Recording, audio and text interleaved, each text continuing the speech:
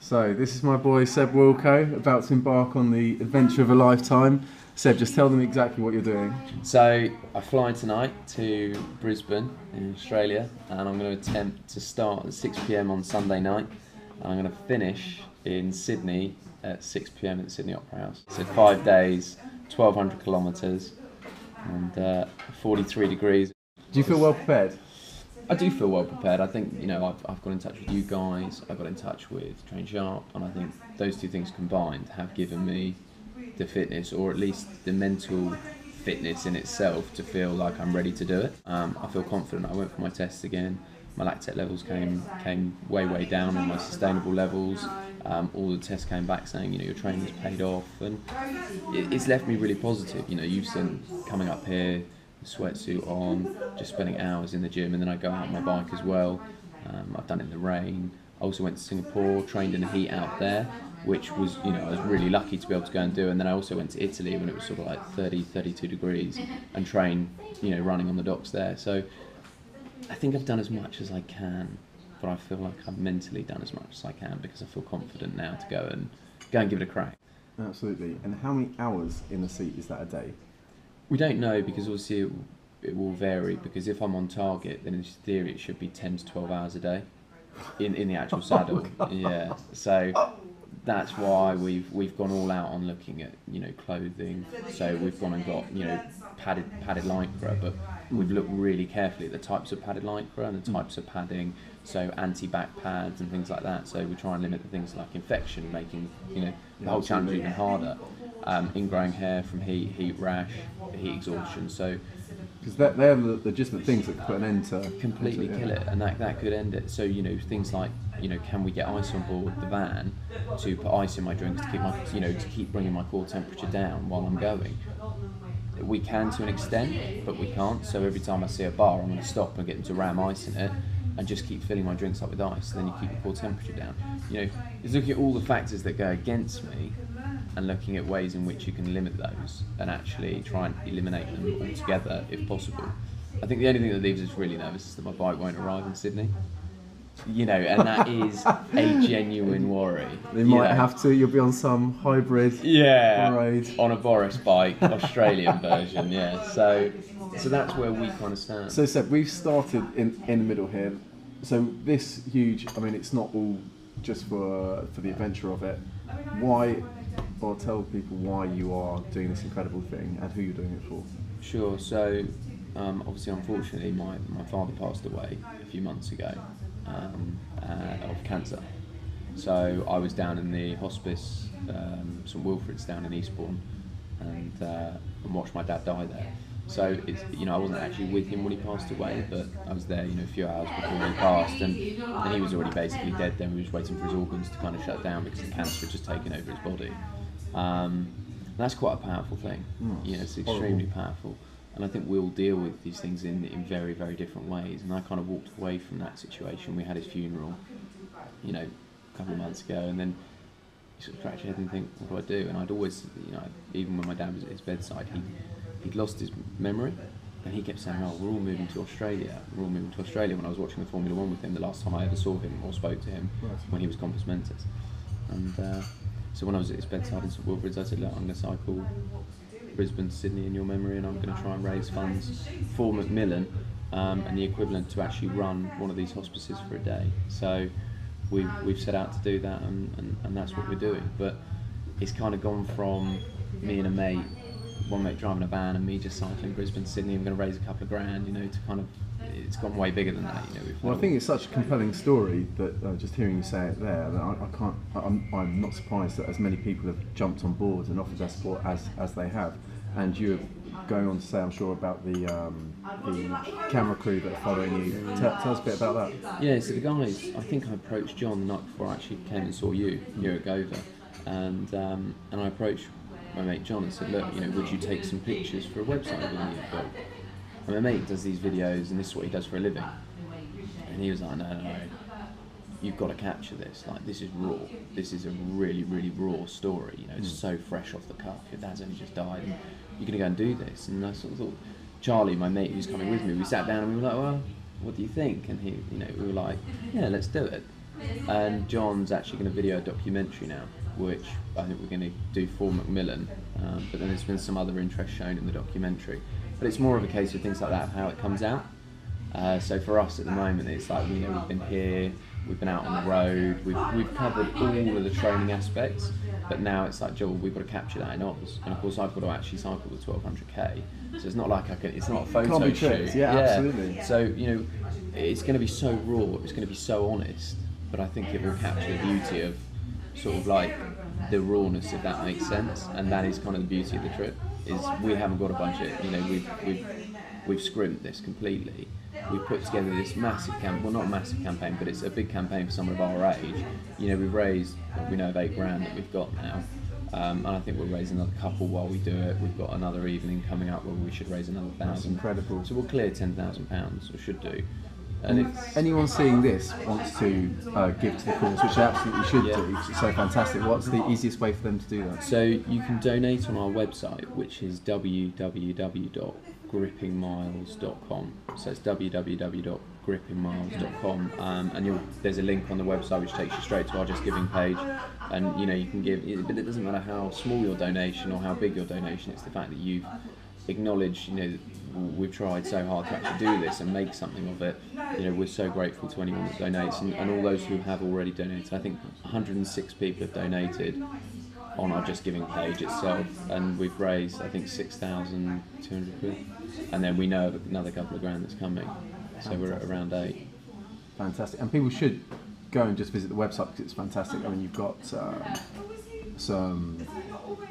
Ben Fogle on there.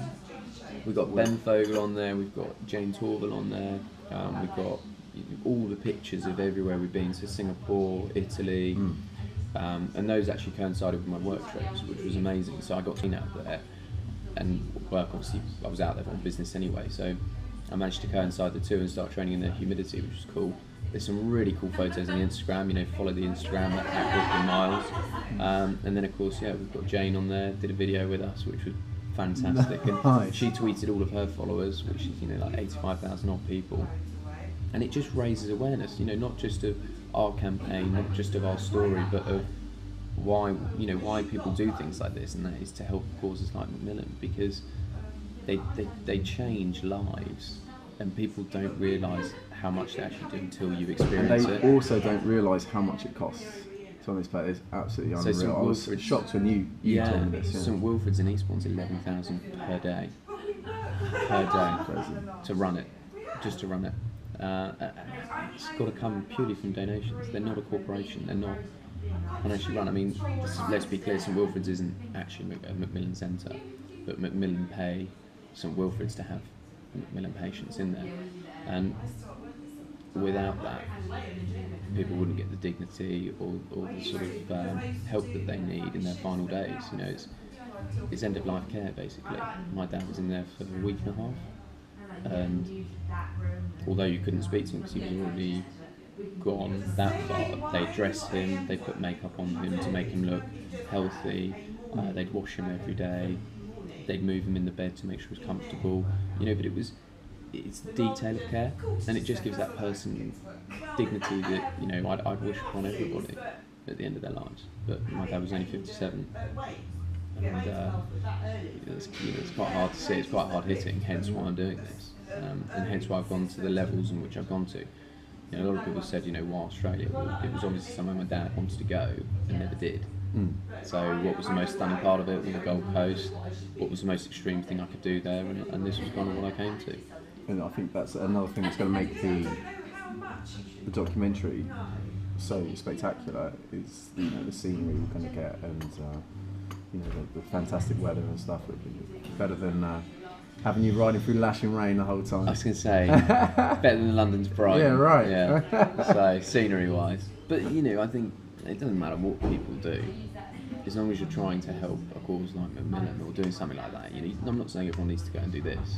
You know, this is just a personal choice. But no matter what you do, the small amount that you raise, it does make a difference.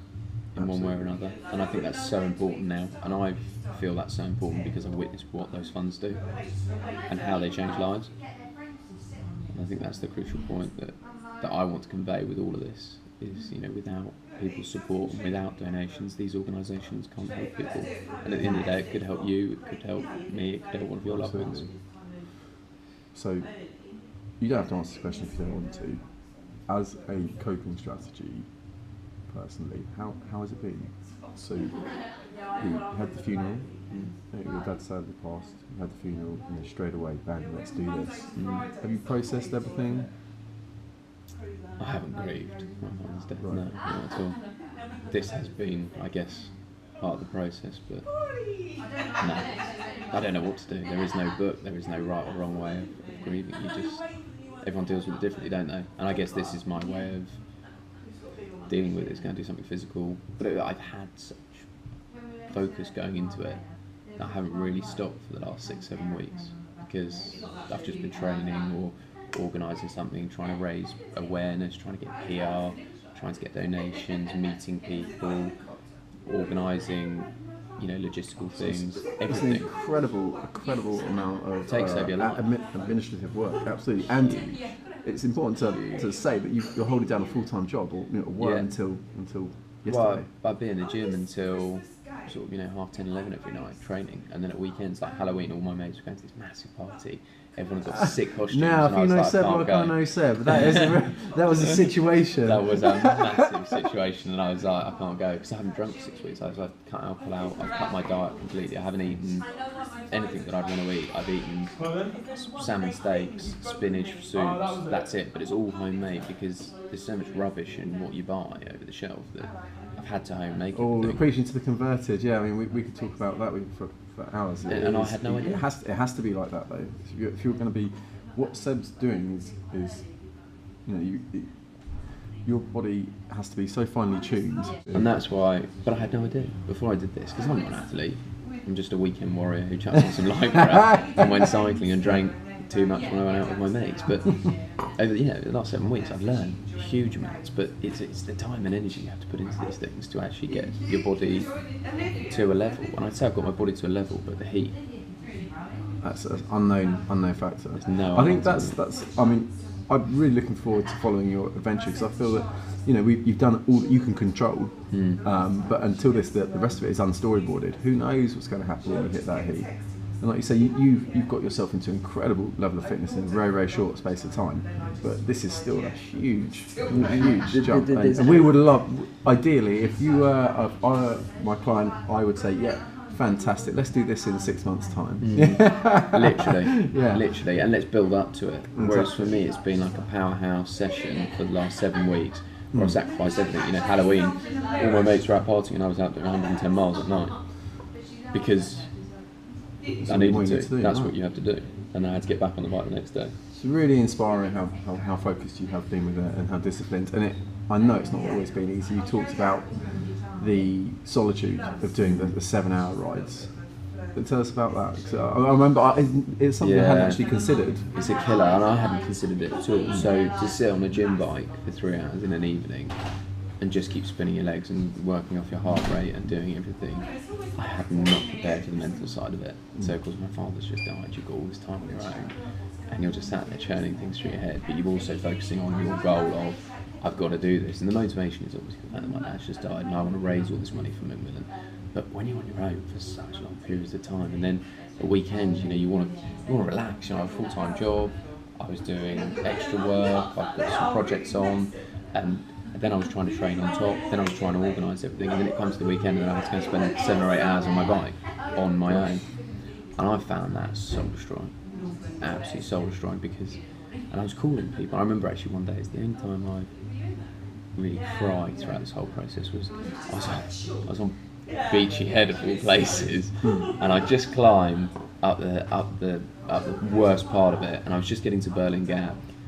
If you don't know about this particular road, it is steep, it is rank, it's serious. It's really rank, and it's long. Push. It's really long. It's just drawn out, and it's just grim. And it was windy that day, so I got to the top, and I was like, so I started calling some people. First person I called was like, mate, can't talk right now. I was like, fine. called up my girlfriend. She was like, "Can't talk right now." I was like, "Okay." Called up 2 other people. They were both like, "Sebo, call me back in 10, 15 minutes, but I can't talk right now." And I was like, "Okay." But because I'd cycled for so long, and also I'd starved myself on the ride, so I hadn't eaten for training reasons. So all I'd had was half a sandwich, and I think I was on 90th mile, so I'd done a fair bit, and I just lost my head, called off a friend, and just burst into tears. And I was like, I don't really know why I'm crying. I don't know what's making me cry. I'm just crying. And she was like, why do you think that was? I think it's because I was getting so fed up. I was just continually pushing myself the whole time and never having an outlet. Like, all I do is just push myself in silence, get off, and then go out and meet friends, and just, they'd be like, "Oh, what have you done today?" I'd be like, "I cycled 115, 120 miles," and they'd be like, "Oh, cool." Yeah, right. And I was like, "Is that all I'm getting? Is an oh, cool? Are you for real?" But you don't want the acknowledgement. People don't get it. understand that. It's a roller coaster. Doing anything physically arduous for a sustained amount of time, you don't just do it. You feel great during that. It's like doing a 3-day stag do. You might feel fantastic at some point, but at some point you're going to hit a real low. It really is difficult, but your lows are lonely. That's the problem. No one to bounce off. No one to say, "Oh, do you know what? I'm struggling here."